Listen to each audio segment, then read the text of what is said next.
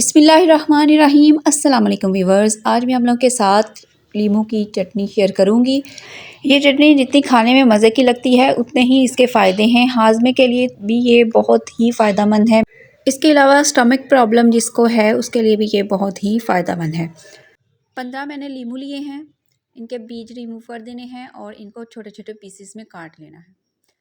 काटने के बाद हमने इसे ग्राइंड कर लेना है। इजीली ये ग्राइंड हो जाती है, छिलके समेत ही ग्राइंड कर लेना है। अगर आप चाहें तो ग्राइंड करें, वरना ऐसे छोटे छोटे पीसीज में भी इसको रहने दें, ऐसे भी ये चटनी इसकी बन जाएगी। छोटे छोटे पीसीज जो हैं वो भी जैसे अचार होता है वैसे अच्छे लगेंगे, लेकिन ये चटनी खट्टी मीठी बनेगी। तो ये मैं थोड़े से ग्राइंड कर रही हूँ और कुछ मैं काट के तो ऐसे ही डाल लूँगी। ये देखें, मैंने ना कुछ पीसीस का लिए हैं और कुछ को ग्राइंड कर लिया है इस तरह से। अब सब लीमू को जो कटे हुए हैं वो भी और जो मैंने ग्राइंड किए हैं वो भी सबको एक ही बर्तन में मैं डाल लूँगी जिसमें पकाना है। ये देखें, ये ग्राइंड किए हुए भी और जो कटे हुए हैं वो भी मैंने डाल दिए हैं। अब मैं इसमें चीनी डाल रही हूँ। 1.5 कप मैंने चीनी लिया है, चाय वाला जो कप है वो नॉर्मल। तो 1.5 कप मैंने डाली है 15 लीमुओं में। कुछ स्पाइसेस अब इसमें मैं शामिल करूँगी। सबसे पहले मैंने कलौंजी ली है, ये 1/2 चम्मच है कलौंजी का। ज़ीरा ये भी 1/2 चम्मच, नमक 1/2 चम्मच, काली मिर्च और दालचीनी। आधा चम्मच काली मिर्च थी और एक टुकड़ा दालचीनी का, तो उसे पीस लिया है। काला नमक डाला है 1/2 चम्मच। ये चिली फ्लेक्स हैं 1/2 चम्मच। और लहसुन 4 जवे लहसुन के पीस लिए थे मैंने, ये शामिल करके। और 1/2 चम्मच मैं ड्राई, 1/2 चम्मच से ज़रा कम ही है, मैं ड्राई जिंजर डाल रही हूँ। आप फ्रेश डालना चाहें तो वो भी डाल सकती हैं, थोड़ा सा बस डाल के। तो इसको हमने मिक्स करना है और चूल्हे पे रख देना है पकने के लिए।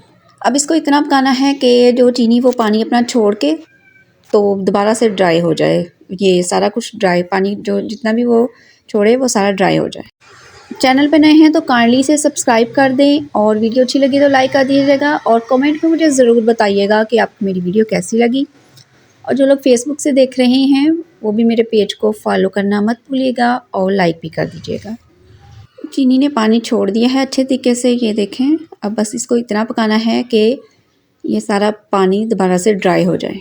10-15 मिनट में ही ये बन जाती है। ये देखें, पानी काफ़ी ज़्यादा चीनी का ड्राई हो चुका है। इसको बहुत ज़्यादा हमने ड्राई नहीं कर लेना, इस कंसिस्टेंसी में ही इसको बंद कर देना है स्टोव। ये देखें, क्योंकि जब इसे ठंडा होना है तो ख़ुद ब खुद गाढ़ा हो जाना है। सारा जो पानी है वो सारा आहिस्ता आहिस्ता ड्राई हो जाएगा जब जैसे जैसे ये ठंडी होगी। तो बस अब मैं 5 मिनट और पकाऊंगी और चूल्हा बंद कर दूंगी। ये देखें, पक पक के थोड़ा सा कलर भी चेंज हो गया है। मैंने चूल्हा बंद कर दिया है और इसको अब ठंडा करना है। रूम टेम्परेचर पे ही इसको हम ठंडा करेंगे। कोई भी शीशे की बोतल ले लेनी है और उसको अच्छे तरीके से वॉश करके खुश्क कर लेना है। खुश्क करने के बाद उसमें हमने ये चटनी डाल देनी है। और क्योंकि हमने इसे छिलकों समेत ही ग्राइंड किया था, बनाई है छिलकों के समेत, तो इसको हम फ़ौरन नहीं खा सकते। इसको आपने कम से कम 10-15 दिन के लिए छोड़ देना है। 10 दिन बाद आपने चेक करनी है, छिलकों की करवाहट अगर ख़त्म हो गई हो तो इस्तेमाल कर लें, नहीं तो 2-4 दिन और इसको रख दें। ऐसे ही बंद करके इसको रख देना है। ये ख़राब भी नहीं होगी और ना ही इसमें कोई किसी किस्म की स्मेल वगैरह आएगी। अब मैं इजाज़त चाहती हूँ। वीडियो कैसी लगी, आपके फ़ीडबैक का मुझे इंतज़ार रहेगा। दुआओं में याद रखिएगा, अपना बहुत सारा ख्याल रखिएगा। अल्लाह हाफ़िज़।